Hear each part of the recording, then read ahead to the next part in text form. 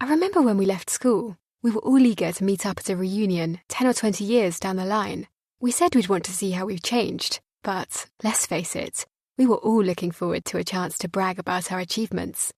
That doesn't appeal to me anymore, nor do I really care about hanging out with people from my past. I've kept up with the ones I really care about. I was more curious about the place itself. It had always been so old-fashioned. I wondered if it had remained that way or moved on. At first, the atmosphere was rather awkward. I paired off with a close friend, Emily, and we updated each other on life.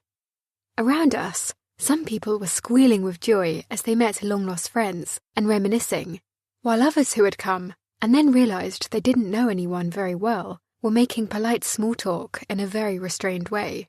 Neither of those options was attractive to me, but Emily eventually said that we should mingle, so I did. Fortunately, then one of the organisers announced that we were going to play a game. We had to write down our memories, and guess who had written them? You'd think it would fall flat, because most people barely knew each other, but actually, it was a good icebreaker.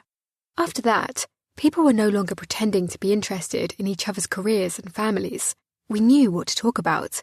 You know, events, classrooms, teachers, and so on.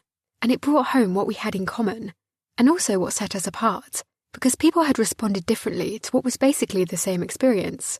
Naturally, that led to a discussion about what the school had done well and what it should have done differently. Interestingly, we all used to think the school was far too strict, but now I appreciate that that approach taught me discipline.